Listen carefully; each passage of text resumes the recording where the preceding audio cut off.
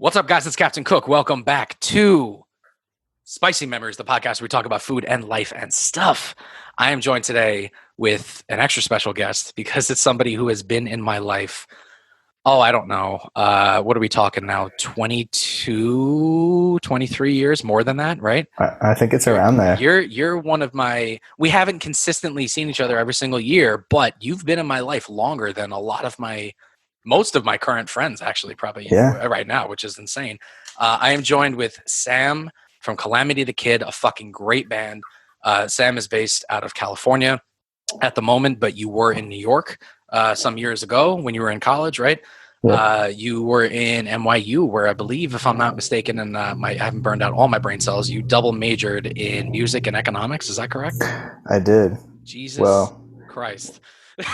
Well, what happened was, I never could have gotten into that school for anything other than music. And so when I was there, I figured, fuck it, I might as well steal a degree while I'm here, Exactly, yeah. But I mean, the fact that you got in at all, especially to NYU, that's like, come on. That's like, that's not just like that school. That's like, come on, that's NYU. The reason that I brought Sam on today is because aside from the fact that he and I are great friends, and he's one of the few people who I love talking to about food and music too. I'm curious about, your more recent development in your music a little bit, because it's changed a lot in the past like 15 years, a lot. I mean, when you were a teenager compared to like now, you were still playing music, which we'll get into a little bit if you want, but it's vastly different from what you're kind of doing now. And I'm kind of curious a little bit about the evolution of that. We'll talk about a little bit of food but yeah, welcome to fucking Spicy Memories, man. I'm so happy to see you right now. This is crazy. Like, this is like, I bring people on usually that I'm not like too familiar with, and I usually try to get to know them a little bit on the show, but like this is different because it's like you're somebody who I like genuinely love talking to about this shit. So this is gonna be interesting. Well, I'm delighted to be here. Oh, thank you very much. So truly excited. Before anything, let's plug your new fucking song. That is awesome. Your new single. Was it All of My Friends Die in the End? Right? Yeah. All of My Friends Will Die in the End. All of My Friends Will Die in the End by Calamity the Kid. You could find it on Spotify, especially probably Apple Music, Spotify, right? Amazon, yep. I'm assuming everywhere, right? Everywhere. And just check out Calamity the Kid in general. The music is fucking awesome. But that song especially, I'm going to see if I can slice it in at some point in the middle of the episode. I'm going to put it in because I think with my podcast host, it's hooked up. It's owned by Spotify. So I think I can put in songs that are on Spotify. So if I can stick your song in the middle of the podcast so people can hear it for like at least a bit, then we're going to do that. But if not, just pretend like we did and everybody go listen to it right now. So that'll be good. All right. So first things first, what there's so many different questions I want to fucking ask. All right. So the last time you and I saw each other, let's start with that. The last time we saw each other, I believe it was around 2015 in Brooklyn, right? You were living in Greenpoint at the time. And we had cooked a meal with I remember what it was. You do, I do too. We cooked a meal with Dash, your friend Dash, who is an incredible chef, by the way. Dash is he's fucking awesome. He's such a good chef. And the two of us were making this like insane penne vodka dish, I believe, right?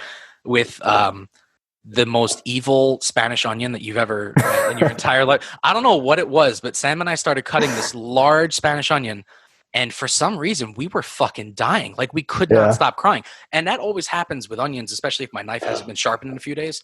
But this was like on another level. This was like something else. This was fucking woof.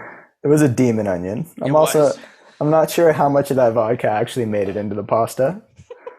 So that's true. We bought this like shitty just like pint of like hobo vodka, basically, the stuff that's like the stuff that's like like $5 for a little pint or whatever, and we just used it because it just gets reduced in the sauce with the onions and shit. But we ended up drinking a bit of it while also cooking. And then Dash came by while we were cooking, and then with the penne vodka he made a soft polenta from scratch. And he actually, he showed me how to make the soft polenta, which is similar to risotto. You basically have to like put the liquid in and just keep stirring it, which I didn't know because I was used to the old New York Italian polenta, which is they just bake it and it cuts like squares. but Mm. he made like good like soft polenta from real semolina. I was like, Jesus Christ. I don't So remember that. yeah, that, and he also brought a bottle of wine that changed color the longer it was open. Hmm. Which I think I even messaged him about that like 3 years later, and I'm Yeah. like, what the fuck was that bottle of wine that you brought from the Chelsea market that changed? And he was like, I don't even remember. I was like, so I've just been having this wine in my head all these years. But that was a great meal. That was a good day. If I remember correctly, I think I came a little earlier. Hmm. We hung out, we shopped, and then we cooked. And then I think at the end of the night, didn't we meet up with Brittany, who my now We wife, did. and her Hmm. friends? And then we went to the bazaar, right? The Brooklyn Hmm. Bazaar, That's which is right. not in the same location as what you and I went to. Oh, really? And if anyone here is listening, I know there are Brooklyn people who listen. So if you're in Greenpoint, we were at the old bazaar location.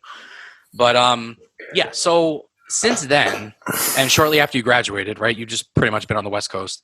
And Yeah. I'm curious about the evolution of your music, because when you were a teenager, I want to say around 15, 16, you were in a band called Front Runner, if I'm remembering correctly, right? Yes. And that was a like balls to the wall fucking awesome heavy fucking rock band that you guys you fucking rocked. That shit was insane.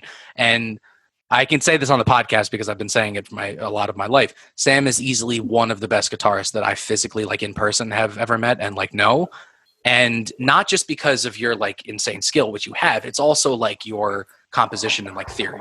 Like what I've noticed about your songs is, you can lay down a solo better than anyone that I've ever met, but you don't always do that. When you just know how to compose a really good song. And Mm. that's a very different skill than just being technically very good at guitar. I know a lot of Hmm. people that are technically very good at guitar, like, 90% of the metal musicians that I know. But like when it comes to like, no offense, but like when it comes to actually putting together a song, Yeah. I'm curious about your process because I want to try to align it a little bit with like cooking and a little Hmm. bit down the line of the show. Totally. But like, so what's the process like? As well, yeah, just what's your process if you're looking to start something from scratch? And I'm saying you Yeah. don't even have like a melody that you've been humming in your head that you're trying to get down, just like raw. I think, these days, um, first of all, thank you for saying all that. That's No, very, you're very very welcome. sweet of you to say. I don't know how, like these days I don't play as much. I don't play as much guitar, honestly, as I wish I would. And I think like I've definitely lost some guitar skills there. But I think it really it like a new song or something like that starts in a lot of different ways in the way that I imagine a new dish does for you. Like for me, sometimes a lot of my songs will start honestly with just a song title, and somebody will say something to me. Oh, and that gives you like a little bit of a spark, just like a title. Yeah, and I'm like, wow, that would be like if I just saw that on a record, I'd be like, damn, what is that song about? And then I try and figure that out, and then kind of go from there. Sometimes it's a melody, sometimes it's just like I'll just be fucking around and making music, and then I'll have this instrumental track that now needs a song. So it really it comes from a lot of different places, and it's What's the total like turnaround? I wouldn't say turnaround time. That sounds oh very god, that sounds logistical. But what's the average? Would you say oh like from when you and obviously there's variables to this because I've written music my life for sure. so I know that certain songs are like that, right? They're just like a fucking flash, and next thing you know, it's done. Other ones, it's like 6 months later, and you're like, oh shit, this is what I've been Years, missing. bro. Yeah, years sometimes. Yeah. I mean, the problem I have is that like I'll I'll my interest in a song that I'm writing ends pretty much as soon as I feel like I've cracked it. Okay. So like that'll be like, wow, this is a great chorus, and I'm like, fuck, I have no interest in the rest of this song, and now I have to write 2 verses and a fucking bridge. Like you've got your B section now. You're like, I don't even care about the A and the C section. Like I just Exactly. It's like, and so for me, like honestly, most of the songs that are coming out on this album later this year, "All of My Friends Will Die in the End" is the first single. Most of these songs have existed in my life for minimum of like a year and a half, if not 5 years. Wow. I mean, these songs have been around for so long for a lot of reasons, one of which is that I just have a really hard time finishing these things. Is it because you are constantly like revising the other sections that you come up with, and you're like, it doesn't tie in well. It's like you're like it's not flowing the way you want it to. Is that? I wish I could say that was the case. Like, I wish I could be that person who's like, I need this to be perfect, Right. and Yeah. it's not coming out until I get it right. But the truth is, there's very little revisions that go on. You know? It's funny you mentioned that about once you've hit the chorus and cracked it, you kind of lose interest. Yeah. I am very similar when I cook Mm-hmm. with like, and this is gonna sound weird, but with sauces, right? Mm. Like if I make a sauce, let's say for like a burger, right? Which I do a lot, and I make a lot of cool burger sauces, like because I hate just plain ketchup on a burger or whatever, right? Or Mm-hmm. like fucking mayo if you're in Canada. Uh, I'm sorry, um, but I know a lot of Canadians. I shouldn't say that. Sorry, but like I hate that. So like I'll make really cool sauces. If I make a sauce that's like fucking like I would bottle that and sell it, Yeah. I have no interest in the rest of the meal in a way. Like Yeah. I'll cook it. I have to because I have a human to feed in my home. But Uh-huh. like I literally just like I'm all about the sauce because then when I'm Mm-hmm. eating it, I'm just thinking about the sauce that I made. And I mean that's probably why I ended up focusing on hot sauce. I have a fascination with that sauce Mm-hmm. because like I don't know, it's something that I don't know. I've gotten a lot better at. I think I was able to hone in my specific skills, which was my next question. So through all this like crazy songwriting, right, and the evolution of Mm-hmm. your music, going from fast pace and borderline not really metal, more like hard rock, heavy rock. I'd say Mm-hmm. heavy on like the Les Paul, especially you had the Sunburst Les Paul at the time, right? Fucking Yes. and I love the sound of a good like Sunburst Les Paul. Like when we first started playing with my band back in the day, I was playing on my Strat, and it was a Mm-hmm. ska punk reggae band to Yeah, I begin remember with. that. Yeah, Mm-hmm. and then it turned into like early Chili Peppers kind of hardcore funk a little bit, I guess. Uh-huh. Before everyone just basically was like, yeah, we can't do this anymore. So, but before then, we were in a punk ska band, and I was playing with a Strat, and like we had the whatever. And my guitarist Kevin, who I think you've met, Mm-hmm. Same sounds familiar. he literally had this like beautiful like brown Sunburst Les Paul, and when he Mm-hmm. would play ska, it sounded like he had the ska, he had the twang up, and then he would hit the switch, and he would go to solo, and there was this powerful fucking like Mm. crazy heavy rock influence, and I was just like, yo, and so. It's not just a Les Paul. You have to be able to play good guitar, obviously. But it's not. I'm not saying like it's not the pick of destiny. Like it's not. It's not. It's not like picking up an instrument's going to make you that much better. But there's something about that sound. So Yeah. you going from living in that world now to I don't know how you would even classify your newest song. I mean, it's not like dreamy kind of pop. It's not really like dream pop or anything. It's not there's no like I don't know, like how would you actually categorize it if you could? Yeah, I think it's probably closest to like alt pop, Alt like pop. I like that. Okay, alt because pop. I feel like alt rock suddenly like it's not really that rock, but it's not really full on pop either. And I feel like there is this kind of like genre of alternative pop, Right. maybe indie pop. But I'm a big advocate of just like it's good music.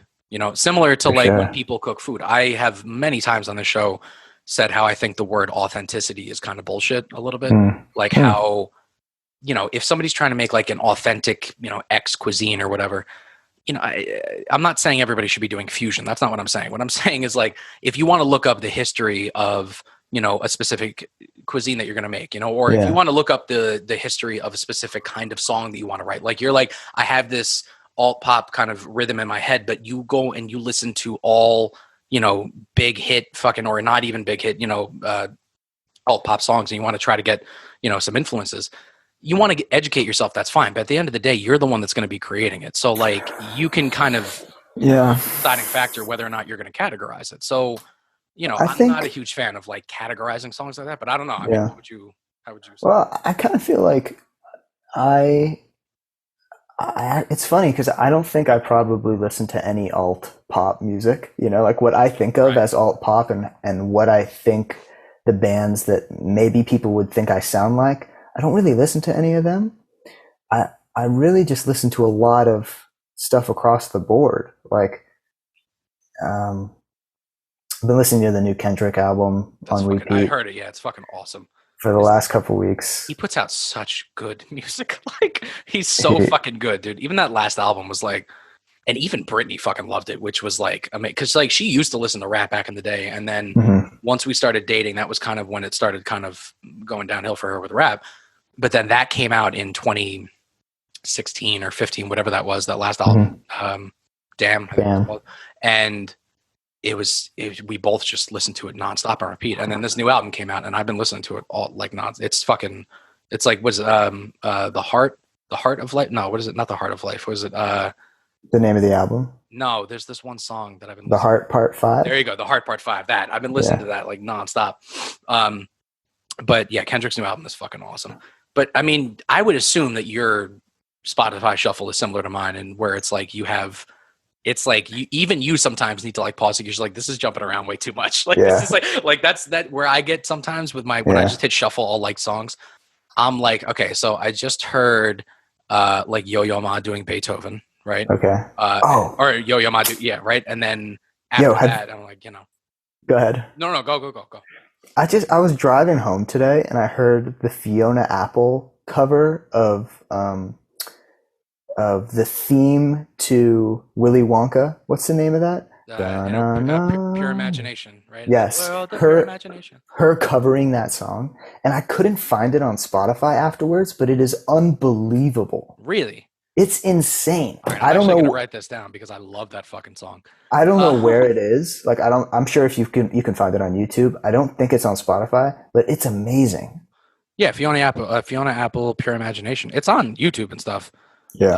Maybe it was just like a single that wasn't released on Spotify for some reason. I don't know. I think they might have recorded it for the movie. I was gonna say, yeah, here we go. Scarecrow is the name of the movie, I think. Oh.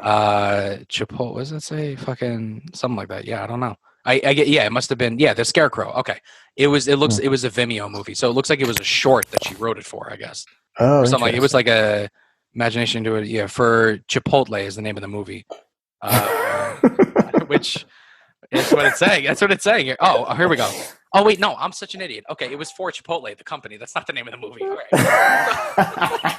I'm like, what the fuck? Fiona because Apple they're covered like, I'm like, Chipotle is like, you need to use your imagination when you eat our burritos, because that's how not authentic they are. Exactly. No, Chipotle is not. I wouldn't say authentic. Not even a little bit. Oh my god, Chipotle is great for what it is, but it's not like if you're like, I want authentic Mexican cuisine. Like you're not going to go to Chipotle. Like no.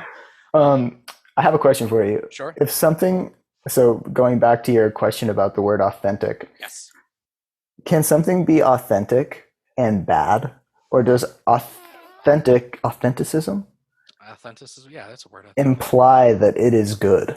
No. See, all right. I think that, I mean, bad to me is like subjective a little bit, right? It's kind of like the person has to decide if it's bad usually. But authentic, it just kind of means, I think, like it's the quintessence, I guess you could say, right? It's like the epitome of what that, is. Like, if you wanted to do like, authentic tacos al pastor, right? Right. That's not some dude on a griddle throwing pineapple chunks inside of ham or pork that he's, sauteing. Authentic pastor is on the actual like shawarma spit with the pineapple in the middle and the pork layered around it. Like that's like, to me, So authentic is not in any way, you feel, a degree of quality. No, it's not a degree of quality. I think I agree with that. It's more like if you're trying to go quote unquote authentic, it would be, I guess, whatever's closest to the origin root of what that dish really means, right? Like if you're doing a real duck confit, actually cooking it in the actual French way of like, doing it under the duck fat and like all that shit, like not just hacking it in the oven. That would be authentic. That doesn't necessarily mean everyone's going to love it. Doesn't mean it's great. It doesn't mean that there aren't better ways to make it. There's lots of other ways to make, like an authentic poached egg is a great example. An authentic poached egg is in a shallow pan, not a pot, a shallow pan where it's just floating a little bit in the water, right? So it's just submerged. But like I always take my, any day bowls that David Chang started slinging recently, and I do them in the microwave now because they're like, if you submerge them in water and you cook it with these bowls, it comes out perfect every time. That is not an authentic like poached egg. Sure. But it doesn't mean it's bad. In fact, I think it tastes better because it's literally exact every single time. Bro, were you the one who told me about the microwave egg? where you put like, I feel like it was you or maybe even your mom. Oh yeah, it was definitely my mom. My parents used this all the time. So they would do 1 minute for one egg, and they'd crack it in a bowl usually, and then I think they would cover it, and they would cook it for like a minute, and then after Hmm. that, it came out, and it was always cooked, and it was always perfect. It was just like a Uh, quick way to like. I thought it was like you put an egg in a mug, Oh then you shit, like you're right. Okay. cheese Oh and my god. tomato. Like it Yes. was a Okay. whole dish. Yeah. So like you can basically make like a makeshift mini fucking like what's that thing called, like a shakshuka a little bit. Yeah. Like a mini version of that in a cup. Yeah, you could absolutely do that. Yeah. I mean, the nice thing about a microwave is I think a lot of people shit on it who are traditional chefs, right? Hmm. Because it's a microwave, but it's not meant to be your only source of induction. It's just a tool. Like if you use it as a tool in the kitchen, it could help. I'm not saying cook all your fucking meals in the microwave. Like I use the microwave as a tool. Like if we're making veggies for the night, I have a lot of frozen veggies because I can't always make it to the store. Frozen veggies usually, by the way, are picked when they're most ripe. So in a way, they're actually more nutritional than the fresh produce. And I use the microwave to defrost them, but then I usually saute them or broil them and get them nice and crispy because I'm not into mushy shit. So like that's using the microwave as like a tool. But as far as Sure. like authenticity, um, yeah, it does not equate to good to me. I think Well, that's yeah. if you're making like a TV dinner, then the authentic way to make your TV dinner, right, would Would be be to in the put it in the microwave. Yeah. microwave. If you did that, if you said those words, if you're putting a TV dinner in the microwave and you're like, this is the authentic way, before you even finish the sentence, the universe just implodes because all of a sudden it's like, no, you can't say that word while you're putting something in the microwave. It doesn't work. So the universe would just implode and we'd all be gone. So, like, Don't put that shit in the oven. yeah, I want exactly. that cooked authentically. Yeah, exactly. Oh man. Oh, lovely. Zoom gave us my 10-minute warning. All right. So yeah, anyway, but yeah, so authenticism is something I've touched upon on the show. I think it does not equate to good to me. And this goes for not just food, but also music. I mean, if I wanted to write a song that had a lot of like Irish influence, right? And I wanted Hmm. like a little bit of like maybe like a fiddle or a little bit of like a banjo in there, or even like some bags or something like that on the bag. I it wouldn't be an authentic Irish tune, like it wouldn't be a jig, but it would, but it would, have Irish influence. So I wouldn't be able to call it like authentic Irish music. That doesn't mean that it's bad necessarily. So yeah, authenticism does not equate to bad, and I think people get hung up on that, like when they're trying to learn how to cook, right, or Mm. even learn how to write music. You want to. I think people are afraid to. And this is another reason why I wanted to also talk to you about this and bring you on. I think a lot of people are afraid to weave in and out of their comfort zone Hmm. and For kind of sure. go outside of their lane. And everyone always says like stay in your lane, right? That's like somebody saying to you when you're 16, like you play hard rock really well, just stick with that, right? Like it's Yeah. like I mean, how many pentatonic scales can you rip on for over and over and over until don't test me. yeah, exactly. Yeah, exactly. That's the right answer. Um, yeah, I think for me and music, the songs that have always been the best, I think, that I have written, and the productions that have always been the best have always been the ones where I'm like, ooh, this might be too different. I don't think this is me. Right. And I think like this most recent single, All of My Friends Will Die in the End, that is one where I made that track and I was like, this doesn't feel like it's me. And then what I've come to realize over the course of making music for half my life is that what is authentic is the voice and the creator. It's not what you're creating, No. you know? Because if And you think if you are getting mild like imposter syndrome with authenticity, what you're saying is it's more like it's more inverse. It's more like onto the self. You're more like this doesn't feel authentic like as me. Not like this doesn't feel like all pop. Like that's not the question that's at hand. It's more like this doesn't feel like it's like me authentic. You know what I mean? I also think that like I strongly believe that generally in life, but especially in creative endeavors, when you are suddenly a little afraid, that's you're moving in the right direction. Right. Like when you're just comfortable making the same shit over and over again, it's probably not that interesting. No. But when you're like, oh, I'm not sure my feet can touch the bottom here, you're moving in the right direction. Right, And exactly. I think that's probably applicable to life too. That's applicable to life, to cooking, everything. Because if Yeah. you're not a little bit scared and unsure of how it's going to end up turning out, Hmm. it's just repetitive, and you know how it's going to turn out. So you need that like uncertainty, like a little tiny bit, I think. I Which literally, go ahead, sorry. no, God, yeah, yeah. I literally have a post-it stuck to my computer here that says "Follow the fear." Really? Truly. Oh, that's fucking awesome, dude. That's see, that is a catchphrase that more people should have, because staying within your lane, staying within your comfort zone and stuff, you're never going to learn anything. You're never going to try new things. And then it's going to be a vicious circle, because you're going to end up being disappointed with the monotony, right? And it's the simple, just mundane fucking repetitiveness that you're going to be living. And Hmm. so being a little bit worried and a little bit afraid of what is going to end up coming in the future because of something that you're doing, that's a way to really live. I mean, that's the way to write music, how to cook. That's how to live life, I think, you know. I And think so too. I'm not saying people should just go start like jumping out of airplanes and shit. That's not, you know, I mean, you can do that if you want, but that's, you're fine. But like what I'm saying is, I think a lot of people get into routines, and not just with their daily life, but also with whatever their hobbies or habits is, you know, like if Yeah. any kind of craft that you're trying to hone, you need to be able to kind of wiggle out of the comfort zone like a little bit. And You have to find your edge. yeah, exactly. You got to find, yeah, you got to find where the edge is for you, if there is one. Because some people, Hmm. there isn't one. Sometimes you think you're getting to the edge finally, and then you finish what you're doing, and then you're like, no, I still got some more room. This is like, For you know, sure. so like, I like that approach a lot. And so, all right, here's a here's an interesting question then. If you could sit down and have a meal Hmm. with one musician, dead or Yeah. alive, any musician, who would it be? Damn, that's such a good question. Yeah, that's the fucking Because like that adds the other layer of like, okay, there's whomever you would want to meet and speak with, but then the question of who do you want to eat with is a yes, totally different conversation, totally you different. know? Yeah, exactly. Yeah, That's such a good you question. wouldn't want to have a meal with Elton John circa 1977, because he would just literally be just doing blow the entire time. Like you would, Well, yeah, like you wouldn't be able to eat. He would just be like jixed up the whole time, basically. Like, okay, so let's think for a second. The first thing that popped into my head was Iggy Pop. oh shit. Okay.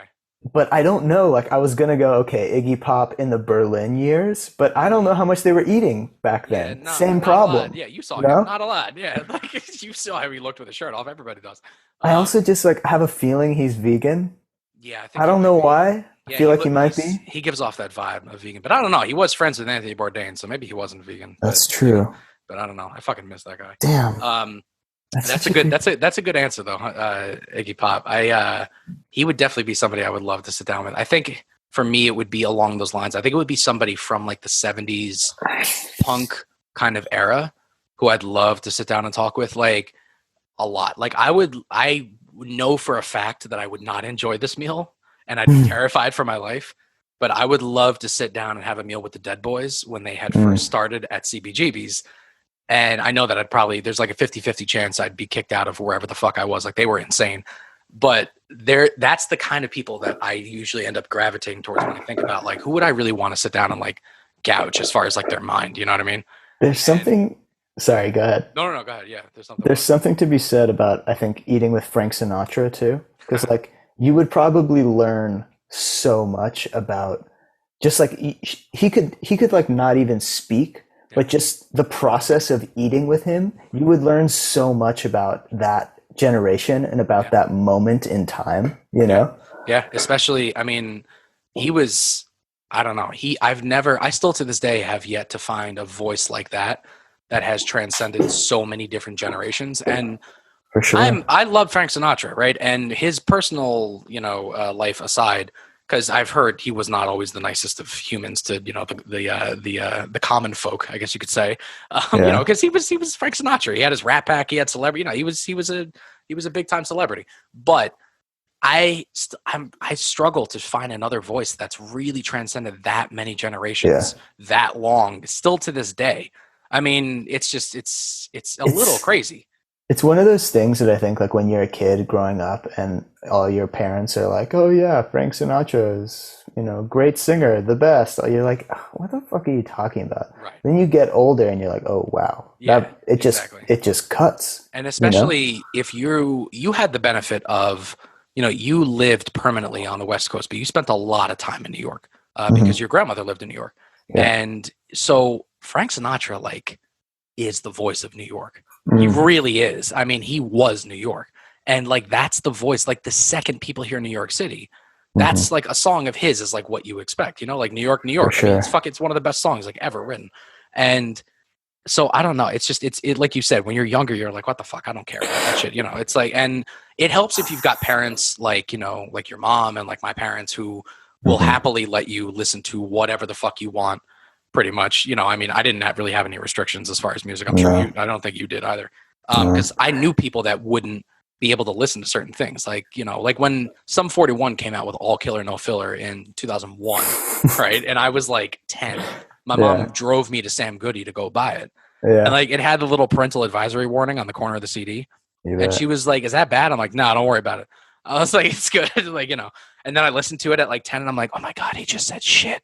It's like, I was like, but yeah, I didn't have any restrictions as far as what I could listen to. But I mean, has there been a band in the past, like, I don't know, 5 years that has helped you find a little bit more of your groove maybe in like your songwriting? Like, have you listened to somebody where you're like, this has changed like how I kind of want to approach writing a song? Or I don't know, or maybe just an influence that you didn't expect like 10 years ago. For me, there are bands that inspire me to make music, and there is music that I get excited about making music from, and I have to be careful when I listen to those bands or that music, because if I can't go and make music after that, I find it very frustrating. Right. And they kind of like hype me up when I don't want to be hyped. But I think in terms of like a band that has made me change my approach, or at least like I would say, Eve Toomer? No, never heard of them. He put out a record, I think it was last year or the year before, called Heaven to a Tortured Mind. Okay. And it sounds like nothing else. Right. I mean, it sounds like if Jimi Hendrix existed today and like had listened to a bunch of Nine Inch Nails records. Really? It literally sounds like nothing else. Okay, you have to text me that. Eve Toomer, you said? Eve Toomer, yeah, Yves. Oh, Yves. Okay, Eve. Oh, so like a French spelling of it. Okay. And so I think for me, that listening to that album, it was a very freeing experience, because I think it made me realize that there literally is no incorrect way to do any of this. All that matters is what works for you. And I think that that's been very kind of empowering for me, and that like I've been making music for so long, and it's nice to just feel like I can do anything to make a song, and it doesn't any of it works. Yeah, and it doesn't have to stay within specific guidelines. Everything you're saying, I have literally said when we're talking about cooking on the show, like literally. And it's more proof that it all has to do with you and the individual. And like, you need to find your groove and like what works for you. And like I entered the food business as in a slow progression. Like, I did not just jump into it, and I didn't do the one of two avenues that everyone basically gives you. Like, oh, you want to cook? Okay, well, you can either become a line cook and make minimum wage and work 12, 13-hour days, or go to cooking school. Those were like the two options basically that people lay out for you. And that's not true for every instance. Like, it's not. Like, I did not enter the food industry that way, and I'm still slowly kind of progressing in. So you have to find what works for you, whether it's music or food, anything like that. And so being able to listen to a band like that can change like your approach, it's even if you make music that doesn't sound like it, it's not about that. It's more about it's more about like, you getting some kind of an influence from it to where it makes you want to approach things differently. I think another one for me was the 1975, where I know, was it Matt Healy, I think? Yeah, Matt Healy. Yeah, a friend of mine actually, who I used to work with, knows him actually, and their music when they first put it out, and like when Chocolate first like exploded, right? It was poppy and fucking catchy, and I'm like, yo, this is like really good.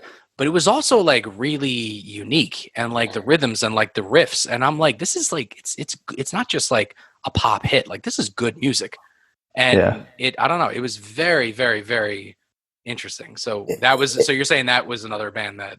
Well, it's been so interesting, I think, to see them develop over the years because, yeah, when they first came out, I think, everyone kind of wrote them off. They're like, yeah, they make these like pop songs about sex that girls like to listen to, but there's no substance there. And over the course of, I don't know, 4 records now, I think I think four, 3 or 4, yeah. I think they have a 5th one coming. Everyone has like slowly changed their tune about them. And it's funny because if my 16 or 18-year-old self heard me listening to the 1975, he'd kick the shit out of me. Yeah, absolutely. But I realize now, like listening to those records, that those records are amazing. Yeah. Like for a lot of different reasons, those records are really, really good. And I think for me, listening to that was like, there is so much music that I don't feel comfortable making because I'm embarrassed about it. Right. Not because anyone else has an opinion about it, but because I think it would be embarrassing. Right. And I think what's so fun about them is like they made this music that everyone else was like, hey, you should be embarrassed about this music. Yeah. And they were like, oh yeah, fuck you. Yeah, exactly. And now everyone's like, damn, the 1975 are really good. Yeah. And they're not just this, because I think when Chocolate came out and that album dropped, I feel like a lot of people just kind of threw them into that category of the one-hit wonder pop hit that'll be popular this year, and then you won't really hear from them again. I think that was like an automatic response from a lot of people, which happens with a lot of bands, I mean, a lot of bands, it takes a long time sometimes for them to evolve in their music, I guess you could say, and not everybody goes along for the ride. That's the difference. For sure. But I think the lesson from them, at least for me, is that like we are dynamic human beings. Sometimes we want to eat soup. Sometimes we want to eat chicken. Sometimes we just want a fucking salad. And all of that is okay. Yeah. Doesn't matter and doesn't say anything about you. You just gotta like do and eat and listen to the things that you truly find nourishing to yourself.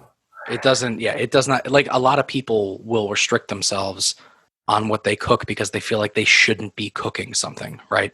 And there's a big difference, and this is where the whole authenticity thing comes into play. There's a big difference between cooking a meal or writing a song in the hopes of doing it better than the original, authentic, whatever. Like if you look at something, you're like, I can make this, but better.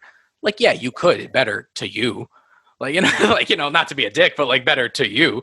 Like, but it's not about that, right? It's not having those restrictions, like not feeling embarrassed about listening to that song or like eat or making that dish. Like, sure. If I wanted to make Korean birthday soup, which I believe is called miyeokguk, right? And it's not a popular Korean dish that you see a bunch of people, on Sunset Boulevard or whatever, fucking making on the bulgogi, grill. It's not like that. It's a family, like weird, not slimy, but like just a weird, thick, brothy fucking birthday soup that people usually do as like a tradition. They don't even see it as like that special. But like, if I wanted to make that, I could look up the history of it and look at the ins and outs of it, and I could make it. And I shouldn't feel embarrassed about trying to make it. I'm not doing it for exploitation. I'm not doing it for the purpose of trying to make it better. The same way that, if you wanted to listen to, Yves Tumor, right? And you wanted to make something similar to that. You're not doing it in hopes of topping that artist. Like you're not doing it in the hopes of like, doing a better version of it. Like you're doing it because it struck a chord with you for some reason. Literally. Yeah. Nice pun. Nice little music pun there. Woo. Sorry. But like, I think your approach that you're describing is not just about music. It is applicable to like everything, which this also ties into why I wanted to bring you on, because I've talked with you a lot about a lot of shit. And this is the kind of approach that you've pretty much always had. Like you've never really been closed-minded about anything, like per se. Like, I mean, whenever I've talked with you, I mean, whether it was music I've shown you or vice versa, or dishes we wanted to cook or anything like that, you'll hang out with anybody. You'll do, having an open mind is one of the most vital tools that somebody could have. because it doesn't just allow you to experience new things. It allows you to experience new things having to do with yourself.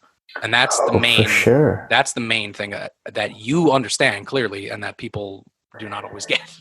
You know, I've never really thought about this before, but in thinking about it now and in talking to you about, you know, music and cooking and, you know, life and all that, thinking about it now, you know, all of the lessons that I feel I've had to learn in life have been brought to me through music, you know, like all of, I think the things that I've struggled with, or, you know, internal kind of stuff, it always showed up in music first.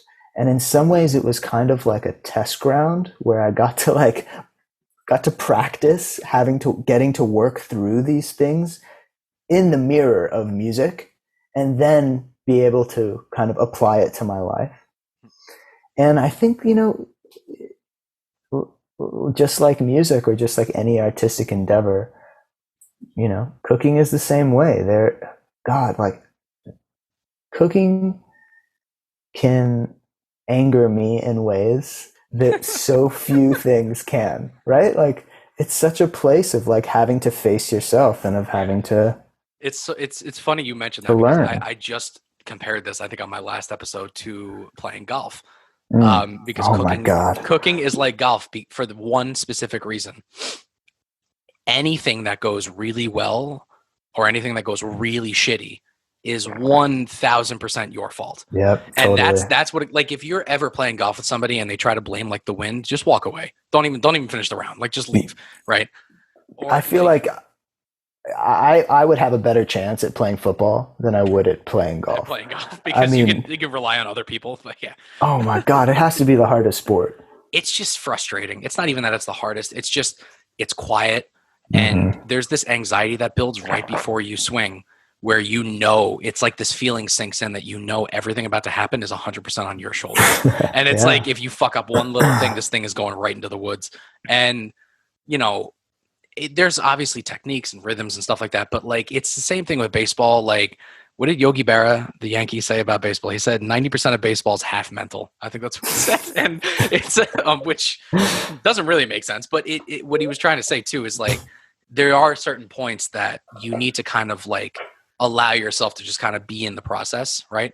And being in that individual kind of process with cooking too, which is extremely therapeutic, as golf can be for some people, I'm sure, you know, or writing a song, listening to music, playing music, you know, you need to allow yourself to kind of just jump into that process. So, and that's a good transition into my next question, which would be like, when you do cook, because you are a very good cook, by the way, I should tell people that you have had an interest in food for many, many, many years, and you've surrounded yourself with some people that are extremely good cooks. Yourself included. I was going to say present company included. No, that'd be, imagine. You're like, wow, Chris became a dick. But like, what do you have specific music or like songs or bands that you listen to while you cook that keep you in that rhythm, or are you just like silent in the kitchen? You know, I just moved in with my girlfriend, and congrats, by the way. Congrats. Thank you very much.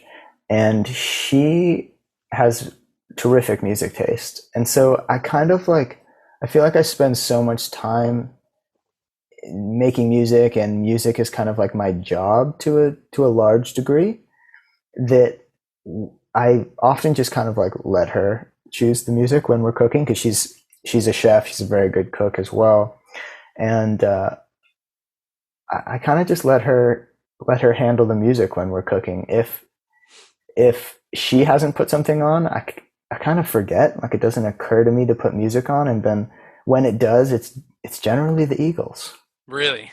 For some reason, when I'm cooking, it's like, oh yeah, I should put music on. That'll be fun. What should I put on?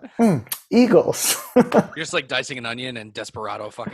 It really changes the whole vibe in a pretty positive way, you know?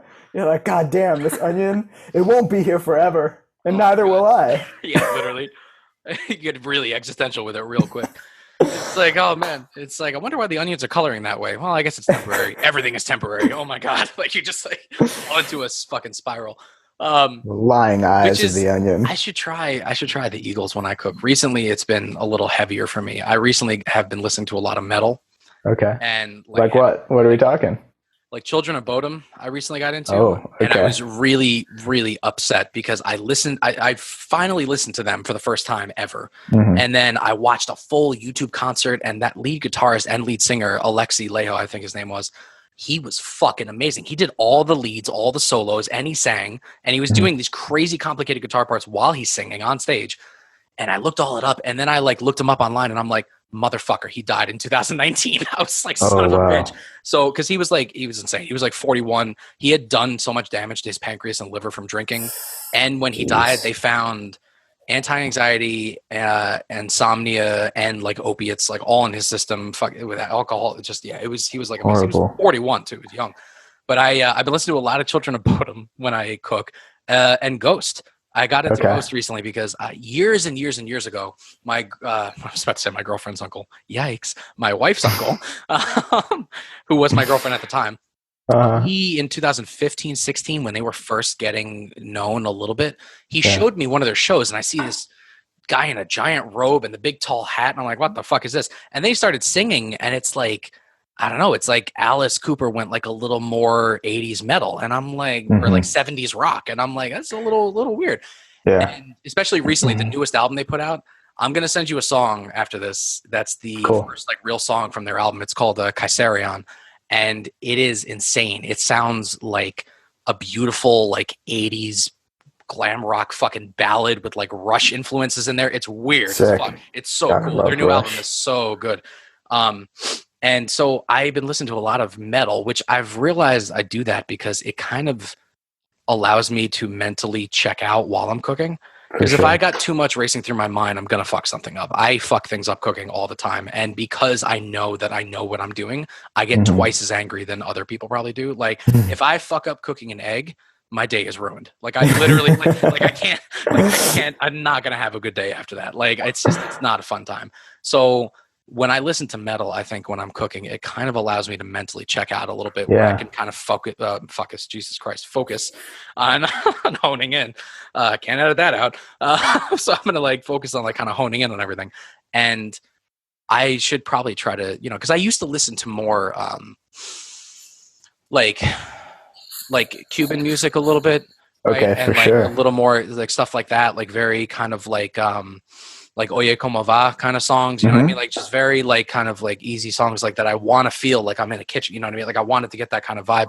Yeah. That worked for a while, but then I needed something a little bit more to kind of mentally pull me out. And like when I would cook with my chef Melissa, she La Jefa, she when we would cook in the kitchen for sometimes 10 hours, we'd be playing like Spoon and like Nine Inch Nails and like Yeah. crazy shit, and it did the same effect where it like you're hearing every word of every song, right? And Hmm. it's in your mind and you're singing it while you're doing it, but at the same time you're just seamlessly dicing and Yeah. cooking and chopping, and it's like it's a It's very cool meditative. yeah, exactly, it's meditative, which cooking can be so therapeutic that I've tried to tell people so Yeah. many times, but I, it feels that way for me, you know? do you have a specific dish that you is like your go-to, like if it's something that not like a greatest hits, No, I not hear like something you. but something where you're like you're going to end up cooking this at some point during the week, like or something like Yes. that, what would that be? So the so it changes, right? Like it's funny because like we were talking about songwriting and the process of writing and how I have a hard time like finishing some of these songs once I've kind of like feel like I've cracked it. Um, I have a very different approach with cooking, which is like I'll discover a dish and then I'll just make it over and over and over and Yeah. over again until I feel like I've gotten it, and I'll eat it like twice a week for too long. And then I'm like, all right, I don't need to eat this again for another 3 months. And then it kind of comes back into the like once a month rotation, you know? Right, which is the best way. What you just described, it's the same thing as learning a song. When you find something that you really want to make Yeah. and finally getting it. So so this is what it is for me lately. And I've had to like, no, Sam, you're not going to eat this week. You don't want to ruin this. Like restrict Eat it yourself. next week. Yeah. It's there's a name for it. I guess it's like I can't remember the name of it, but basically It's a very simple dish. It's just you saute some onions, Hmm. brown some sausage in a pan, then you put dry pasta into the pan with the sausage, Okay. and you cook it like a risotto. You add chicken broth and water, and Really? you cook it. What are the fat circular pasta? Ziti, rigatoni, one of those. Yeah, Penne. rigatoni, Yeah, rigatoni. Yeah, rigatoni. rigatoni. So I like to use rigatoni. You cook it with chicken broth and water, and it takes like 20 minutes. You keep adding it like a Yeah, risotto, like a risotto. Yeah. and then at the end you put like a handful, or you can use two handfuls of spinach in it. Put the Nice. top on, let it all come together, and it's so rich That and sounds it's so fucking good. awesome. That sounds so good. I And I, I've never heard or thought of that technique I haven't either. of making So pasta with like a risotto. I never thought about that. yes, I hadn't either because like I love risotto. I make risotto all the time, Yeah. but I had never thought about doing it with dry pasta. It has changed everything, I have to. Chris. I'm going to try that. Everything. I'm not even kidding. I'm going to try that because risotto has become a staple here, and it Yeah. wasn't for a lot of years. And it's funny because when I tell people the first dish that I think is therapeutic to make, Hmm. if you want to experience cooking as therapy, it's risotto because you can't move. Like you have That's to keep true. stirring. You have to stay there. You have to be Going present. nowhere. You have to be. It's like forcing yourself to be there. It's like that night that we cooked, and Dash had me just keep stirring the polenta. He was like, "Don't fucking stop." And I'm like, that was my first experience of like, all right, this dude's pouring stuff in the pan, and I just got to keep turning. This is what it's like to work in a kitchen. Like that was like my first Yeah. like experience with it, and like that's the first dish that I tell people is therapeutic. So I am going to try that, and I'm gonna get my wife to because I love rigatoni. We eat rigatoni maybe Oh, once every 10 days it's because the best. it's the best because those little ridges in the side get the sauce or whatever you're making clung inside. It's so Yeah. much better. Like I love ziti, but rigatoni is like the best. Did you hear about this new pasta shape that's been No, invented? no, what the fuck? This was like I'm talking about it like it was recent. Okay, it was certainly within the last 2 years. Yeah, but for pasta, that's still new. It That's like, is, right? Yeah, that's a good point. yeah. Um, I'll send you an article. I can find it, but Okay. it basically looks like it's kind of erotic, honestly.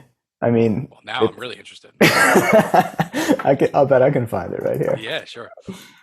While Let's Sam is doing that, we're gonna do Oh, I did. First thing that came first up, thing that came up. What is it?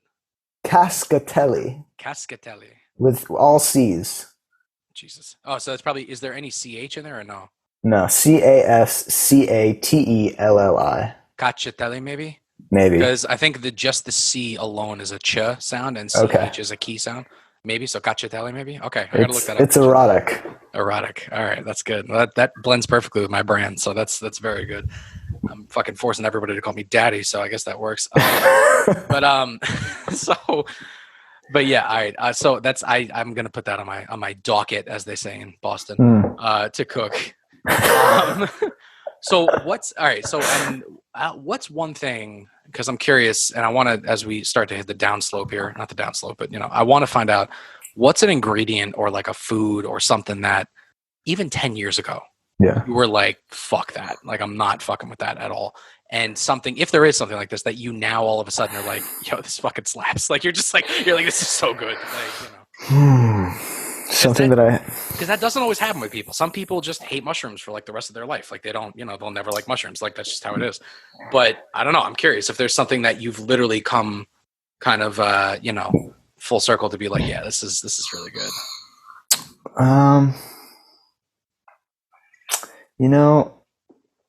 I feel like the things that I pretty much eat everything except I can't do uni.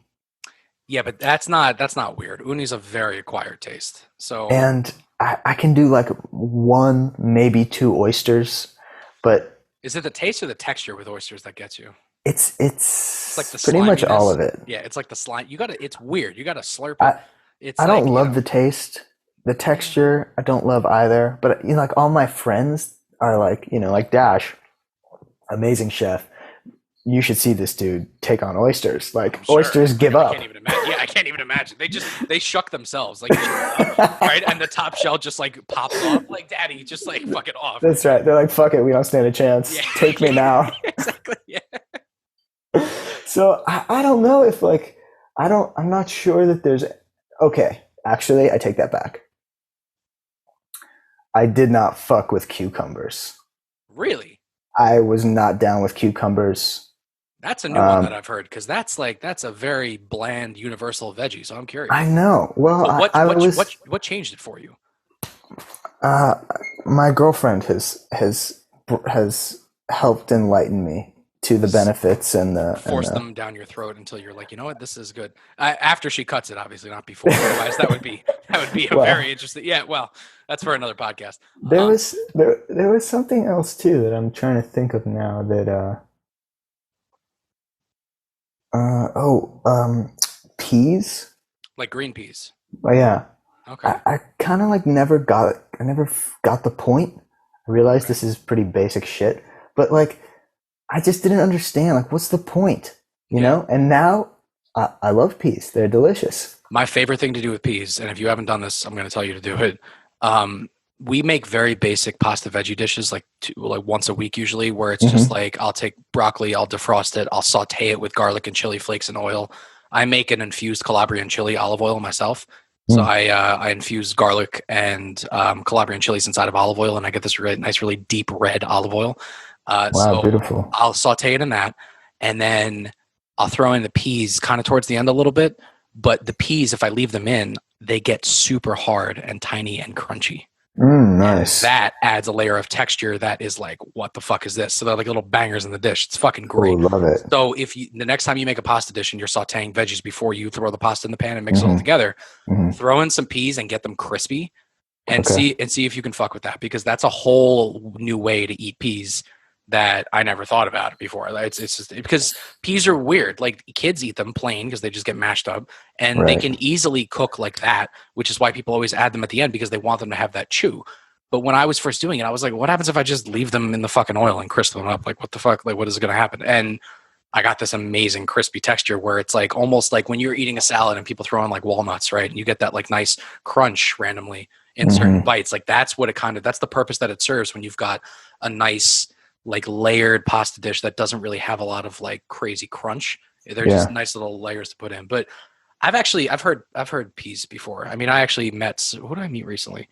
Somebody that I was talking to who just doesn't fuck with peas. That's not as uncommon as you'd think. So like, how about you? Is there something you were like definitely against, and now you honestly, sweet peppers. So I love bell peppers. Yeah, fuck bell peppers. I know, dude. I still to this day don't like people them. like that shit. I eat them because I have to cook them for another person, so I've just gotten used to eating them. But if I had my pick, I would never use them. I just useless. My dad used to fucking yell at me because he was like, "There's more vitamin C in a red pepper than there is in an orange, you son of a bitch!" Like, just like he was trying to, like. I still to this day I eat raw hot peppers. Like, when I cook my sauce, I eat habaneros. Like, while You're I'm a cooking, madman. because I'm insane, right? I'm nuts. I've scorched my fucking tongue nerve endings. But sweet peppers, for some reason, when they're cooked and they're rendered down, it just made me. It always made me gag when I was a kid. I don't know why. And to this day, I order stuff without peppers all the time. And I love hot peppers. It's so weird, but sweet peppers I just can't do. So that I've come a little closer to that because I have to cook it all the time. But like, I've been pretty open for a while. Uni was on my list for a while because I got it from a sketchy sushi restaurant, and it didn't taste like good uni. It tasted like how a not clean fish tank smells. I don't know how else to describe it. Like, that's the best way to describe it. I was like, I feel like this is not what it's supposed to taste like with all the hype that it's been getting. Like, so that's why I understand with uni. It's I think because it's so trendy and everybody loves it, and you're just expected to be like, no, this is good. But like, at the end of the day, it's fucking sea urchin. It's literally, I hate it. Like, it's the name of it is uni, but you know what it is? It's fucking sea urchins. Like, that's literally in the name. Like, in a way, if uni was not on the mainstream and you just walked up to someone and you're like, hey, guess what? I don't like uni. And they're like, yeah, all right. Well, that makes sense. Yeah, I mean, it's a sea urchin. So, yeah, I guess that's a literal fucking bottom feeder. So, yeah, all right, go ahead. So, like, you're eating, like, fucking, evolved fucking plankton, basically. So, like, well, we're all evolved plankton. But anyway, for my philosophy gurus out there. But yeah, I don't hold sea urchins against you. That's fine. And oysters, I get, because oysters also have this reputation of being like an aphrodisiac, which is 100% not true at all. It's actually scientifically proven. It's just, it is similar to, licking a vagina, which is why I think people like them. I mean, that's I think why it's like an aphrodisiac, because it's like the act of it. It's like, you're slurping this thing and it's like slimy. It's like, so I get that that's part of the whole process, but like scientifically, no, it's not an aphrodisiac. It's a fucking hard shell fish. What benefits to your blood and body? Like, that's not going to pump blood to the areas that you need it to. You know what I mean? It's like when people say that like chocolate is an aphrodisiac, it's not. It's chocolate. Do you know what dairy does to you? Like, it's like it's fucking chocolate. Like, my God, like eat like a pack and a half of Reese's, wait an hour and a half, and then try to get frisky and see what happens. Like, it doesn't work like that. So like, it's like basically like rendering down. It's like eating a can of black beans and then being like, it's like, how about I throw on some fucking Barry Manilow and let's get a little weird. Like, it's. I've never understood that. Like, I've never understood that. I get more pleasure from dishes that are cooked myself, that are these long, intricate dishes that you finally finish. Like, to me, that's more of like an erotic thing than eating some fucking chocolate off of somebody's name. Like, because at the end of the day, like, bro, you're killing me. It's true though. Like, body chocolate, you're not eating body chocolate for the fucking chocolate. You're eating it to get what's underneath. Like, Jesus Christ! Oh my God! I did a whole section on another podcast about that, where I talked about sex and food, and that was the one thing that we debunked, was all these lists of like aphrodisiacs. Like, eat veggies, eat like red meat if you can. Like, eat things that are gonna increase your nutrients and pump your blood to the areas that you need blood pumped to for anywhere between 90 seconds and 40 minutes. So, like, depending on the day of the week and how tired you are. But yeah, I don't know. So I just, there's a lot of fables out there about these fucking foods that we're supposed to quote unquote like. But as we start winding down, I'm curious, the differences in food, just really quickly, between New York and LA, right? Or as it's properly pronounced, LA. All right. It's one word. It's like LA, like that. Or New York.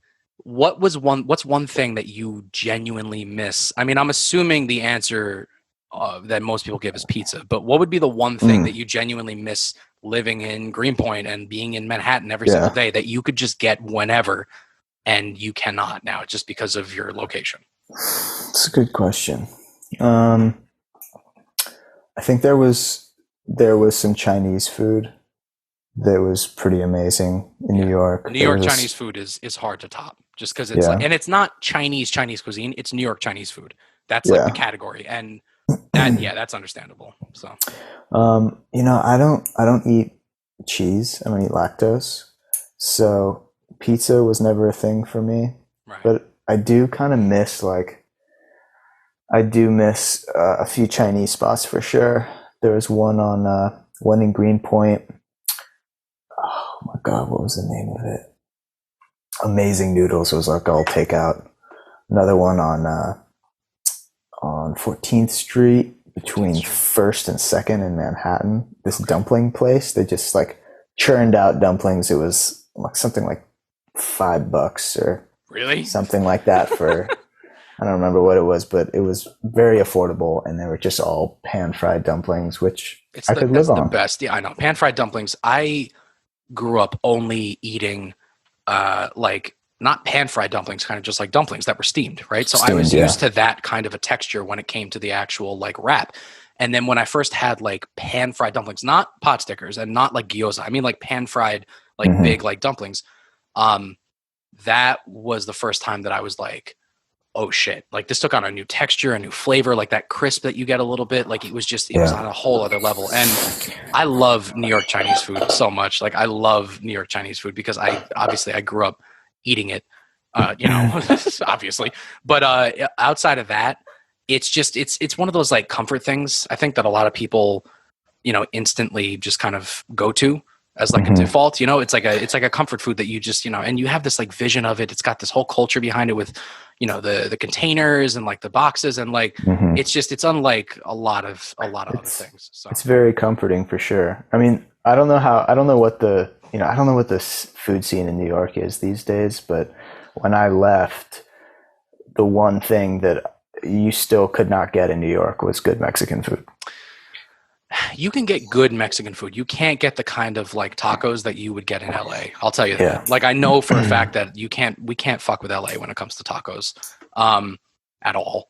And you can get good Mexican food in, New York, but not to the level of like the West Coast or out in even in the Southwest, because it was just part of their culture. Like in the Southwest, a breakfast for a lot of people who are not, Mexican or anything like that, was just like, they'll make eggs with like a little bit of rice and like some black beans, and then like they'll top it with like, a salsa like Herdez or something like that, and that's like a good Southwest breakfast. Or like breakfast burritos, right? Fuck. Like breakfast burritos are so common in the West and they're not here. And it pisses me off so much because like when I brought Brittany out to Colorado for the first time to meet my godmother, the one thing that I requested that we get that I wanted more than anything else in the entire world was a breakfast burrito. And I wanted her to have an actual breakfast burrito. And she did. And she was like, yeah, this is not like anything that we get back home. I'm like, no, it's not. And we still to this day can't find anything like it. So now we're going to reverse it. So now something in LA, not Mexican food, not tacos, right? Something in LA that you just cannot get in New York, that you're happy that you're based on the West Coast now. I mean, aside from like In-N-Out Burger and shit like that. I mean, that's like, obviously I had In-N-Out in San Francisco for the first time. And I What did you think? I get it. Like it was no. I don't want that to sound underwhelming. We ordered it animal style. We did all that. It was fucking great. It was really, really good. Yeah. Don't forget that I also have Five Guys around here. And so Five Guys is a little bit different, but it's on the same level of like over here being like, this is unlike any other burger joint. Like, yeah, I think Five Guys is the closest competitor to In-N-Out, more so than Shake Shack. Well, Shake Shack I've never seen Shake Shack on that same level. I've eaten at Shake Shack a lot.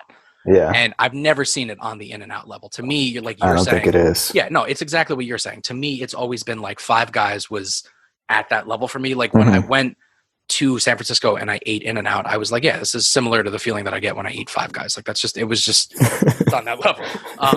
That being said, I do understand why everybody freaks out over In-N-Out. Like a little known fact about Anthony Bourdain, that was his ritual. Every time he went to LA, he would go to the LAX In-N-Out and he would just have a fucking sloppy animal style burger every fucking time with the green chilies. And so yeah, it's I will say this to people. I get that not everyone's going to love it, but like have it if you have the opportunity. Just eat it. Like whether you're in Texas or whether you're on the West Coast, whatever, just eat it if you can. It tastes better, I think, in the California sun, but there's a song right there. There's a song. That song right there. It tastes better in the California sun. I think that one's for you to write. Yeah. Okay. Yeah. Someone from New York who's been to California as many times as he can count on his hand. Yeah. I'm gonna write that. It's kind of like the band from LA called The Bronx. Like it's, by the way, a great fucking band. They got popular because of the Thug 2 soundtrack, believe it or not, which is not surprising. But Tony Hawk gave a lot of bands big breaks. But yeah, they're literally a band from LA called The Bronx. And I'm like, and I was even looking up, I wanted to look up like their origins. I'm like, is one of them from the Bronx? Like, why are they called the Bronx? Like, I wouldn't usually care if I wasn't from New York and I didn't work in the Bronx every day, but I do. So like, I'm really curious about that. But anyway, so back to your question, something in LA that you cannot get in New York. Food wise, yeah. I think that I think it's probably, it has penetrated New York to some degree. I think like that restaurant, what is it? Blue Hills Farm. That's actually not far from me. That's only about 15 minutes from my house. That's Blue Hill at Stone Barns. Yeah. Right. I think to some degree, they have this kind of like California farm kind of approach. Farm to table kind of approach. Yeah. And I think that is something that did start in California. It did start at what is it, Chez Panisse, I think. I think that's where I start. Yeah, and You're right. Like Blue Hill at Stone Barns is so expensive here because there are not a lot of places like that. I mean, Hmm. one person without alcohol will easily spend, I think it's like $250 there, Yeah, but you're I've never getting been. you're getting a crazy meal that is all from that land. Like it's unbelievable. That kind of dining though is more frequent in California. Like it is, and it has been for a And long time. I think, there's like, there is to some degree, there are obviously agricultural differences between California and New York. And I think that is one of the things that is really wonderful about this state is you have some pretty amazing produce. You have a lot of different types of produce. You can grow a lot of different things. And Well, that's what the climate kind of benefits in a way because like you have the opportunity to grow things. Like if you're growing wine on the West Coast, right? Mhm, And you're growing Pinot grapes, which from what I understand are somewhat temperamental for Pinot grapes. It's the actual cool breeze like from the ocean that does like affect that, like things sure. are built around that. And so having that kind of a climate, it changes. And I'm not talking about like northern California because that's basically like, fucking New York. But I'm talking like, mid to Southern California. It's just or even like San Francisco, like Napa Valley, places like that, where it's that specific kind of kind of a climate that you can only grow and do certain things there like that. Hmm. It's like I had a guest on, my friend Ralph was also a musician, and he was in Nashville for a long time, and he was like, it's weirdest thing, but like the temperate climate in Nashville, it's similar to Greece as far as the humidity and the temperatures and stuff like that. So my first It question is. was, why the fuck hasn't somebody started a Nashville olive oil company? Right. And like growing actual olives in that climate when they would thrive. Right. Bro. Not going to be the same soil as, certain parts of Greece. You're going to have, uh, mildly music influenced slash somewhat racist soil. So I don't know what kind of what kind of an olive oil they're going to produce. I say that no disrespect to anybody in Nashville. I know not everyone's version. Anyway, um, but yeah. So I think that the climate in California has a lot to do with that too, and it's also what distincts I think New York from a lot of other places that people forget is that it's not so much the cuisine, it's the availability, For which I'm sure. sure you experience. Like you can pretty much get anything you want at any time in New And York. that in and of itself is an experience, Yeah, right? I absolutely. I mean, mean, especially for you, like a transplant who moves from fucking LA and then all of a sudden you're studying in New York and you're yeah. there for like years. That's got to be The like mind blowing. For sure. I think, yeah, like, would that Chinese food taste as good if you hadn't walked there?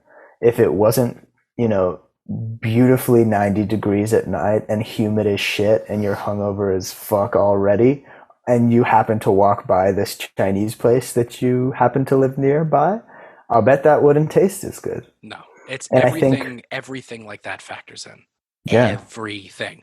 And everything is singular like that. Everything is a unique experience. Like you look at my shirt and you see black. I look at my shirt and I see black. We both agree that it's black, but the actual color that's processing through your eye and through your brain to see that this is black is literally only singular to you. Like you're the only one in the world that sees this black as this, as what you're seeing it. for So sure. like all stuff really does factor in. Like that food would not taste as good if you didn't walk to get it and you didn't feel like dying, like it's, like it wouldn't taste as good. So Yeah. yeah, I think like you said, that in itself is a fucking experience for New York where when you go to other places, then Yeah. not like let down, but like when I went to go visit my cousin in Max in Chicago when he was going to school, Hmm. um, it was weird because it was like 11:30 and we were walking around like the center, what is the city center, whatever the fuck they call it, the circle, the loop. I don't know what the fuck they call it out there, but like we're walking around this area and a lot of shit is closed. And I'm looking at my cousin. I'm like, the fuck? He's like, yeah, Chicago, man. It's not New York. I'm just like, I don't like that. I was like, damn. I was like, I didn't think about that. I was like, shit. I was like, things like close down in other cities. And you're always going to have nightclub scenes in multiple cities, but like as far as like restaurants and places to eat and Yeah. like things to do, New York has it in sheer volume that a lot of places and a lot of any other places don't really. I mean, Hmm. that's I think what adds on to it. So it's not necessarily that the cuisine in New York is necessarily better. Like there are things I think that New York does better than everybody else, but For it's sure. more about the experience of jumping into that kind of world, I think.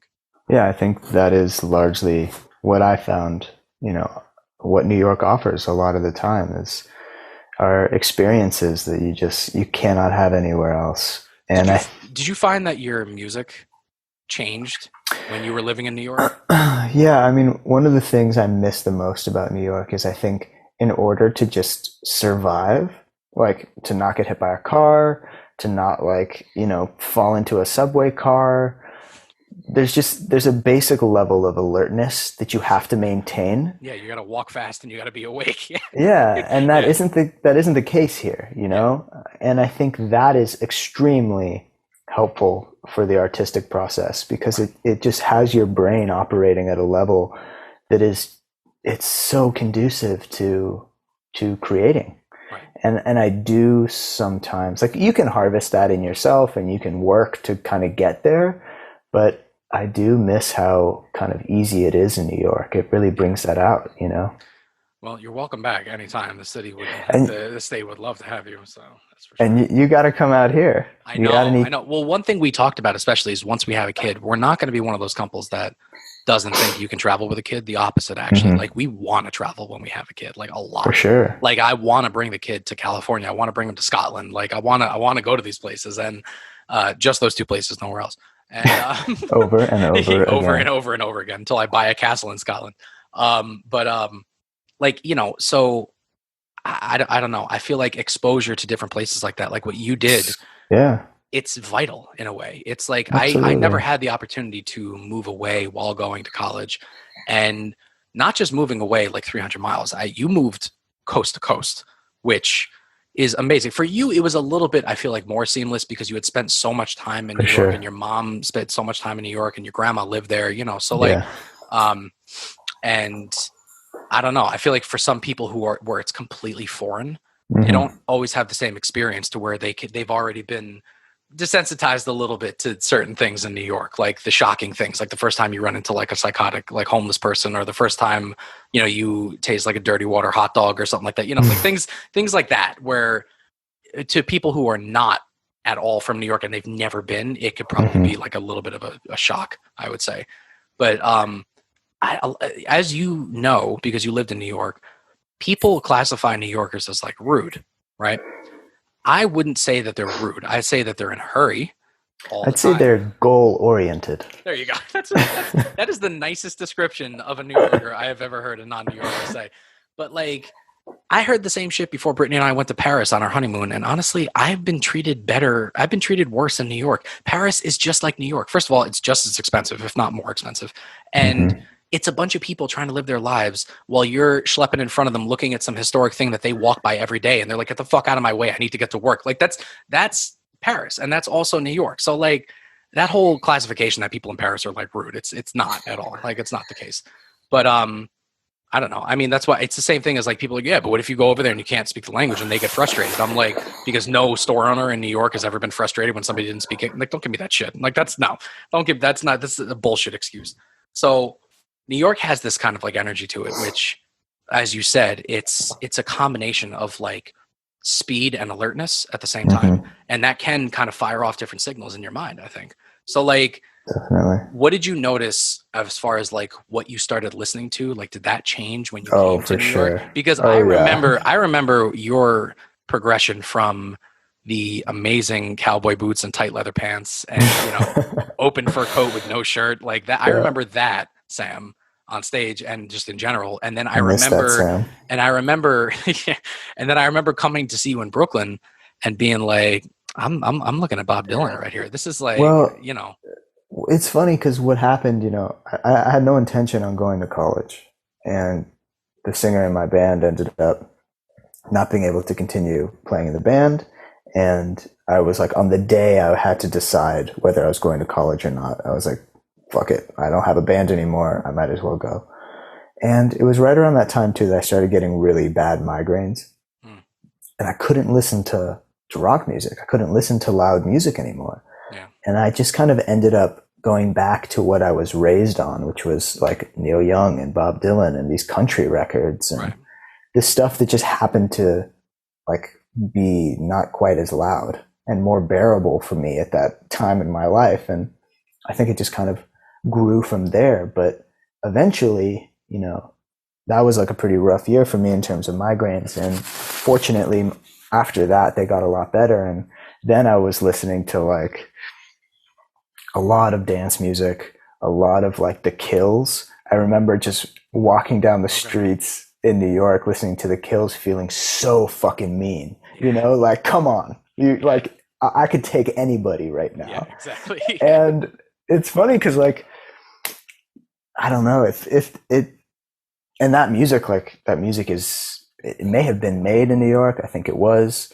but even if it wasn't, it is built for New York. Yeah. You know, same thing with dance music. Dance music is like so fitting for walking around New York. It really is. I mean, and I love Yeah. the fact that a lot of people are not as open to change when it comes to their own influences. Like I know a lot of people, musicians specifically actually, who will stick with the same kind of genre and listen to that and that's it, like exclusively, right? And they don't let any walls kind of come down to let other music kind of in. And a lot of those people play the kind of music that you used to play, which is why I find it so interesting that you completely gave into the process of like, maybe I'm changing as a human, like maybe I'm changing myself, maybe I'm just evolving, you know, whatever it may be. And you kind of leaned into it a little bit and it gave you a new sound to your music. Yeah. And it gave you your voice too, because I hadn't really ever heard you sing until you really started making more music like that, and especially with Calamity the Kid. And I don't know, it seems like you leaned into that process a little bit. I think for me, like, I understand this now after thinking about it recently, really. But like, for me, I think music has always been a place where I feel like I could be my true self, because there were places in my life where I felt I couldn't be outside of music. Right. And I think, you know, as a kid growing up, I was pretty shy and I was pretty, you know, insular. And for me, hearing rock music and then going from there, all types of music, it was a place where I could be as loud or as big as I wanted to be, and I didn't get in trouble for it. Yeah. Everyone was like, hey, you're doing great. That sounds awesome. That's what you should be doing if you're doing this kind of music. And it was this kind of safe place to be, in many ways, you know, truer or at least different versions of myself that I couldn't permit myself to be outside of music. Outside of the music, yeah. And I think for me, like, music has always been that for me. It's been a place to explore, you know. Which it should be. I mean, music and food go so hand in hand for me that I, right before the pandemic, actually, I have a musician friend, Kate, who's got a really good band named Monty. She's an incredible guitarist and songwriter. And we were planning on doing this whole day of shooting where we were going to shop and then cook a certain meal and then see what kind of vibes we were getting from the meal and then write music based off of that meal. Like write music that we thought was fitting for the food that we had just cooked. Right. Cool. And the reason that we wanted to do that, and the reason that I still think there's a connection between music and food, is because there's such similar worlds as far as what you were just talking about. It allows you to express yourself as loud or as soft as you want with no outside judgment. And even if you write a song and record it and you don't release it to anybody, it can still give you the same satisfaction as if a million people heard it.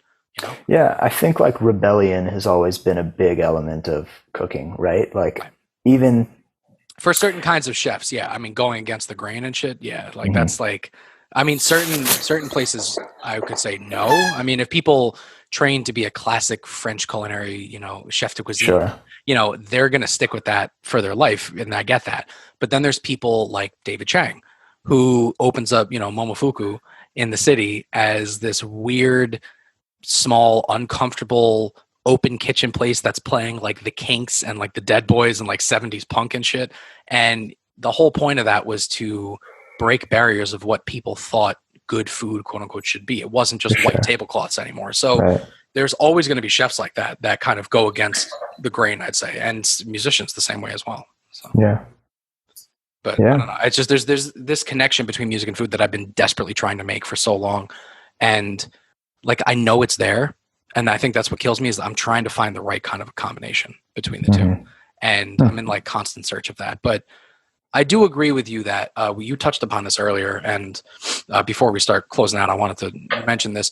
You had talked about this factor of like embarrassment of like listening to certain kind of music and stuff, and I felt that like a lot because I was in a punk ska reggae band and stuff, and I couldn't always show everybody I was surrounded with the kind of music that I was kind of starting to listen to a little bit, and what really got me into letting that in was when I went to college at Purchase, and I would spend late night night courses, and I was there until 10 p.m. and it was dark, and I'm walking around this bare bone empty campus by myself, and I allowed myself to finally like listen to this like kind of music that I wanted to. And there's this really, really good folk musician named Alexi Murdoch, who is a Scottish fellow, and he writes these beautiful songs, usually in like open tunings, and he's got this deep, mildly raspy kind of sultry voice. It's fucking great. And I couldn't show that to people that I was surrounded by, especially my musician friends, because I knew that I would feel embarrassed, and I'd be like, I know for a fact they would just like shit on this if they heard it. And so once I let that go, and I was just like, yeah, I listen to fucking anything. I don't care. Right. Like I just let it loose. Like now it's like my Spotify is a fucking mess. But once you can do that, it changes everything. Well, it makes sense because, music, especially when we're younger in our lives, I think music really helps us define ourselves, Like music is often this place where we look to when we're young for better understanding who we are ourselves and who we might want to be. And it can be scary when you say, okay, I listen to rock music and I accept all the implications of listening to rock music, how I dress, how I talk, how I, interact with people, what I listen to. And then, okay, now, like if you like dance music, well, what does that mean for who you are? Right. And that can be, it's a transitional thing. It's off-putting to yourself at first. Well, yeah, it's frightening, I think. And ultimately, like that is, at least for me, why music has been so important in my life. This constant like elimination of who maybe I thought I was in an effort to, or unknowingly at the time, reach a place of being more truly myself. Right. Which that approach alone is just proof that you're going to continue making great fucking music because it's true, because you have a different mindset than a lot of other people who get into a groove and want to stick in the same lane. Like it's not like the fact that you finished this new song, which is fucking great, which we're going to close out the podcast, hopefully listening to it. And if it doesn't work for some reason on Anchor, by the way, guys, and you can't hear it, go to Spotify and listen to All My Friends Will Die in the End by Calamity the Kid. But like you already have that open-mindedness that's required to evolve, I guess you could say. Wow. And from your lips to God's ears. Yeah, so it's true. Like, which is one of the reasons I wanted to bring you on, because your whole approach, and this whole podcast has been proof of it, your approach, whether it be to cooking or food or life or whatever, you're open to going with the flow. You're open to saying, okay, this is not in my lane at all. Right. And you're just like, and you still go in. I mean, that's the approach that people should have, don't be afraid and don't shy away from things that, it's like you said, what was it? Face the fear, right? Or like, follow the fear. That's exactly how people should be living, whether it's cooking, music, food, life, whatever. Like, it doesn't matter. And it's expensive. It is. And it's ever changing. And it's something that I've grown to appreciate a lot more. And I haven't written a song in a very long time because historically I really only wrote songs when I was, like depressed and like single and like I was kind of going through it because, it helped me get out feelings that I wanted to get out easier. But when you're, in a healthy relationship and you're like content, some people don't find it as easy to transition to, okay, well, I can't write that kind of music anymore. Like, it's similar to how like, Eminem is like pushing 50 and like nobody wants to hear the depressing I'm gonna kill myself kind of songs that he sang when he was 22. It's like you need to sometimes evolve with where you're at in your life, maybe, because it'll better align your actual creative tendencies, I think. But, again, maybe. I mean, there's also certain people who, who don't live like that, and they just keep making the same kind of goddamn music, and it just works, like fucking Alice Cooper. But he's one. He still fucking tours, by the way. He still kicks ass when he tours. It's crazy. The dude's like 73, and he's still fucking good for him, man. Killing it with the fucking snakes and the tight pants. I'm like, like he looks a little bit like an old woman, but aside from that, he and Steven Tyler. Oh my God, Steven Tyler's been like, he's looked like an old woman since the 90s. So this is like on a whole other level. Now he's a MILF. Yeah, he's maybe not a MILF in the I factor, like I personally, maybe not like the id. I don't know about that, but yeah, no, definitely he's in that category. I think finally. MILF with a Y. MILF with a Y. There you go. MILF you like to fuck. Yeah, there you go. That's good. Somebody's been on Pornhub. No. Oh Christ! The amount of times I've said Pornhub on the show, they should fucking cut me a check. All right. Regardless. Sponsorship, baby. Sponsorship. So before we close out, do you have any last things you want to say? Do you have anything you want to ask me? Anything like that?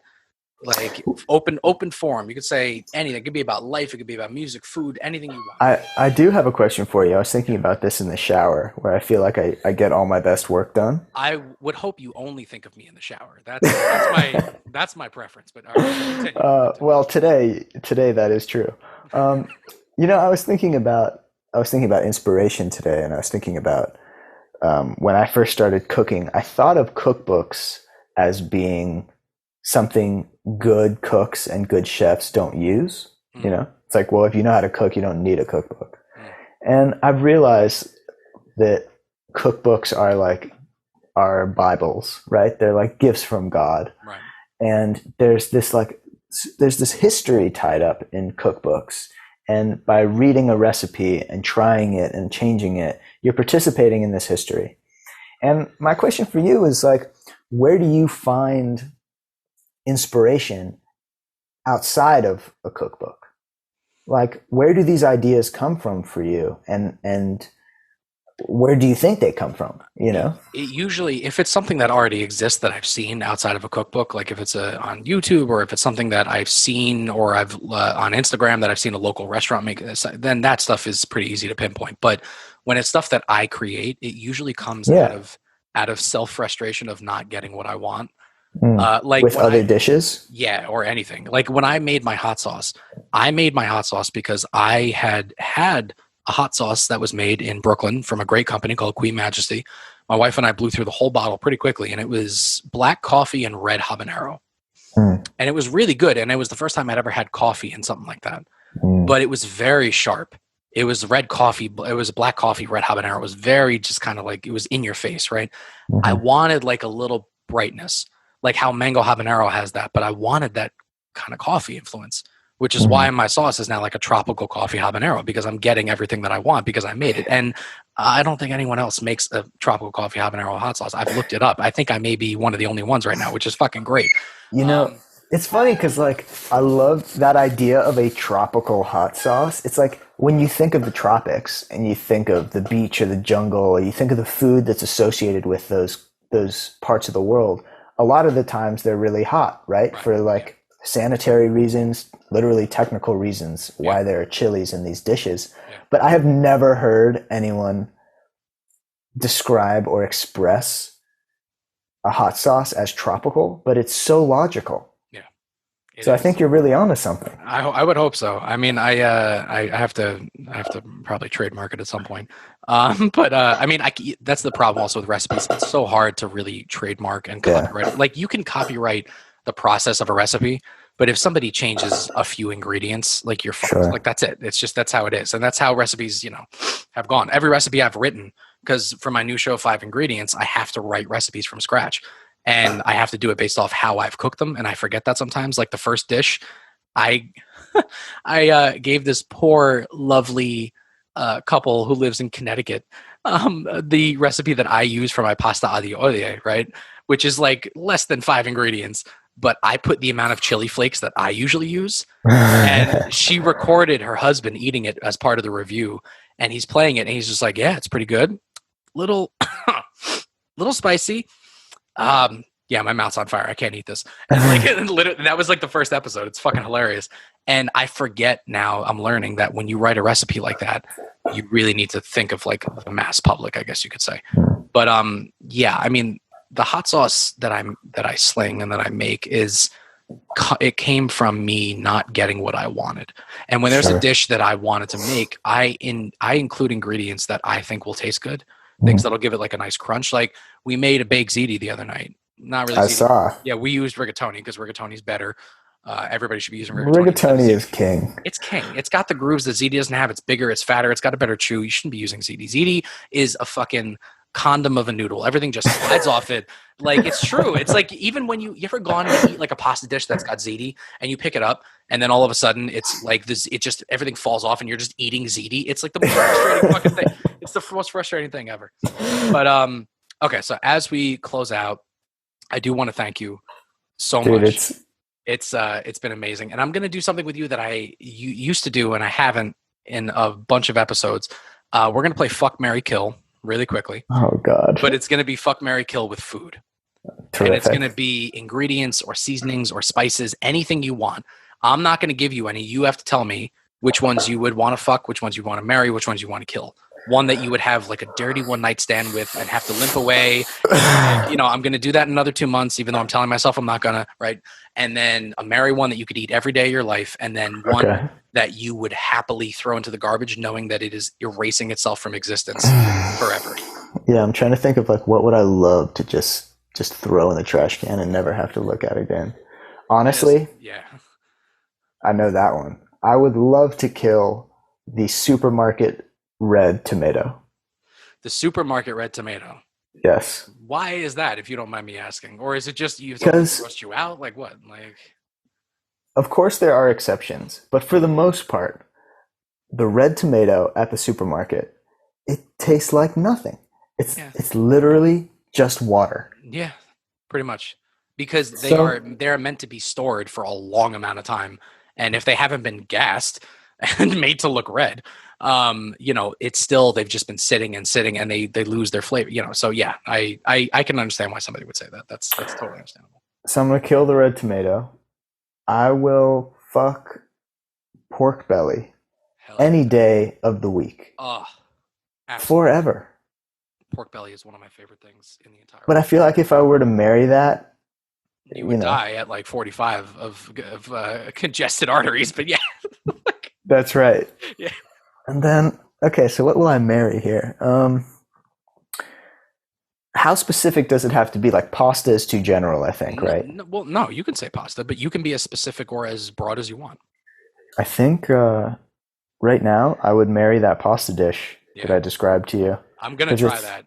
It's got everything you need. It's got spinach. I'm literally waiting. I'm waiting until we finish so I can literally go to Brittany and be like, "There's a dish we have to make like next week." Like I'm literally, you have to tell me what you put in as far as like the produce or whatever, so I can kind of eyeball it. But we both love pasta and we love risotto. I can't see us not liking that at all. Like what's so wonderful is like when you at the end, right? You cook it down. You cook all the broth. You cook the broth down so that you still have like you got to have some. It's got to be liquidy, you know? And then like at the end of your plate, when you're finished eating it and you're in the bottom of your bowl, it looks like you have a tablespoon of butter, but there's no butter. Yeah, exactly. It's this like rich broth. Yeah, it's this rich broth that you get, the fat from the chicken stock. It's all that. It's fucking, terrific. I cannot wait. I'm so excited. Oh man. Anyway. All right. So this has been pretty much the quintessential kind of episode that I love. I mean, this has been amazing. This is why I wanted to bring you on. You have one of the best minds of anybody that I know when it comes to cooking or food or just life in general. So I'm genuinely happy that we got to catch up, and we will absolutely catch up again. This has been, like I said, it's weird for me because I don't usually bring people on that I've known for that many years. So it's like, it's strange, but it's unfortunate that we live on opposite coasts, but believe me, that won't stop us from seeing each other again. So this has been wonderful. I've really enjoyed speaking with you, and I hope we can cook together sometime soon. We're gonna cook together. Trust me. That's gonna happen. I'm if my plans are correct, then I'm gonna be traveling a lot. So, but But so for anybody listening, if you haven't listened to Calamity the Kid, go on Spotify, listen to Calamity the Kid. I'm going to put the links to Sam's new single and Calamity the Kid's Instagram and everything else in the description. It's going to be in the bio. There's going to be a link in my bio to the single, anything you need. So listen to Calamity the Kid. All of my friends will die in the end, which is what you're going to be hearing now, hopefully. And if for some reason this podcast just ends, you're already in Spotify. So just go and look up Calamity the Kid. Thank you, everybody, for listening. Thank you, Sam, again. Thank you, man. It's been a pleasure. Everybody stay classy, stay spicy, and I will see you on the next one.